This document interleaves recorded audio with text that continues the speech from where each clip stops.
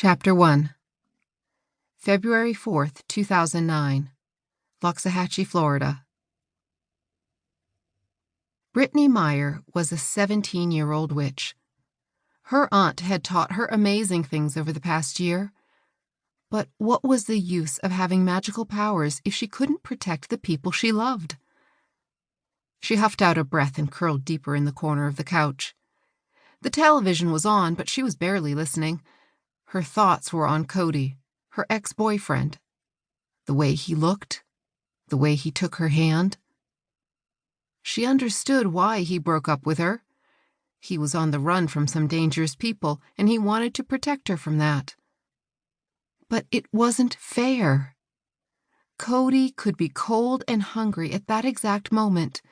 He could be hurt, and she wouldn't know. If only she could see him again.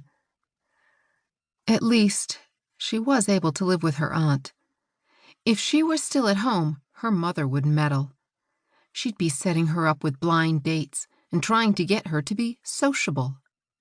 Brittany didn't want to be sociable. She just wanted to watch whatever this was on the television. Aunt Lynette came into the living room. "There you be," she drawled.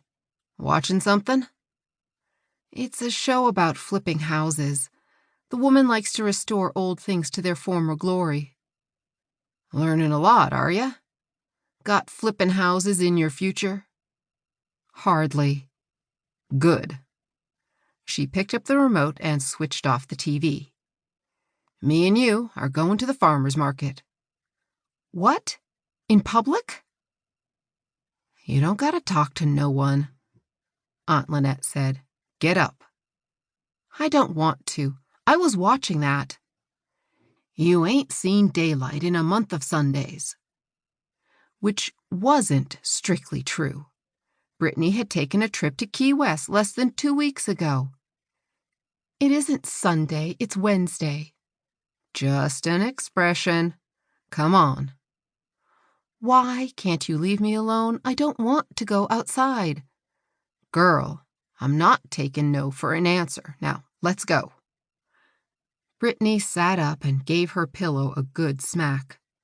She followed her aunt out of the living room with her arms crossed and her lips pursed.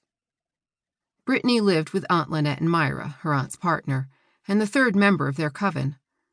They shared the big, creaky house Brittany's grandfather had built. It had an enormous screened-in front porch, which Myra called a lanai. Myra sat there on a white wicker rocking chair with a book and a tall glass of sweet tea. She looked up. "Have fun, you two." "Oh, we're going to have us a good time," Aunt Lynette said. "I can already tell." Brittany turned her glare from Myra to her aunt. Did they think this was a joke? Let's just get it over with. Aunt Lynette skipped down the steps and headed toward her car.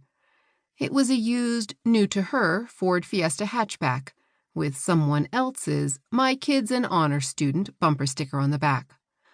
Her old Impala had been squashed flat when a tropical storm uprooted the orange tree. Brittany grimaced at the blue sky and bright sunlight. It was another warm, breezy day, normal for February in South Florida. Shading her eyes, she climbed into the passenger seat. Her aunt started the car, and they were off. There were several farmers' markets in and around town. Loxahatchee was rural, not much to see but horses and farmland. Of course, Aunt Lynette preferred the market farthest away. She said they had the freshest produce. So they rode in silence for 20 minutes. Aunt Lynette pulled onto the grassy parking area and looked for a spot to park. The market was crowded even on a weekday.